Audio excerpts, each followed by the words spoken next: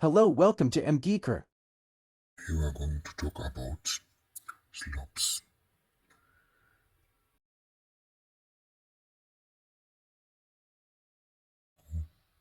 In geography, a slope is the inclined surface of the ground between the higher and lower land. It is basically the steepness or gradient of land, showing how quickly or how slowly elevation can change over a distance. Slope can be steep, rapid change in height, like a cliff or a escarpment, gentle, show change in height or a rolling hill. So basically, a slope describes how a land is tilted from a higher point to a lower point. Slope have elements of which there are four, and the first one is the crest, upper slope, or the, the convex part, or what it is also termed summital convexity. So we have the formation. It is formed at the highest point of a hill or a mountain, and it is developed through long-term weathering and erosion, which gradually wears down rock.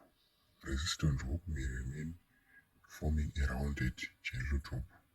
So the key idea is it is the starting point of slope processes where material begin to move down slope. And I hope we can see what we mean when we say a crest on the diagram. And the second element is free face, which is also called the cliff or scarp, which is formed due where rock is steep and resistant to erosion. Processes like weathering, freeze-thaw, exfoliation, and mass movement cause block of rock to break down. This creates a steep or vertical rock surface. Key idea: it is an area of active breakdown and falling material. And on the diagram, we can see the part where we call the cliff. It is general steepest, not position, parallel regression. So cliffs develop along the coast, the ocean coast, and or even in lakes or any rivers due to undercutting by sea waves in river valleys, in flooded landscape, and many other places. Then we have the third element, which is debris slope or Taylor slope, which is formed by the accumulation of rock fragments that form from the free face. Processes involved, there are force, weathering, debris build up. The material collects at the base, forming a slope of loose rocks and soil. Also, this debris slope is also called what? The constant slope, because its angle doesn't change.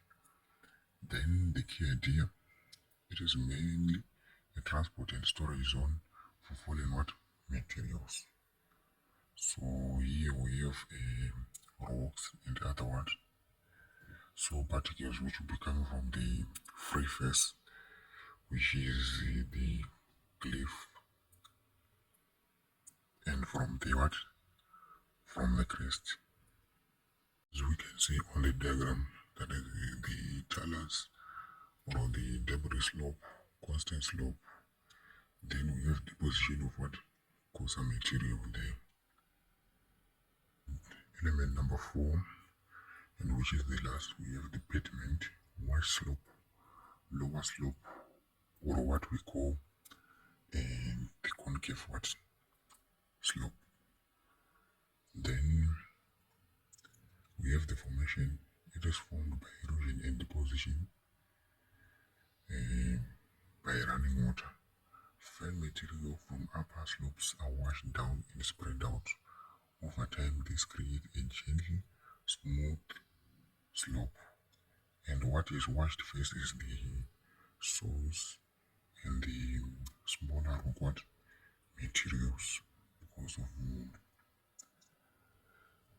their low density and because they are not if.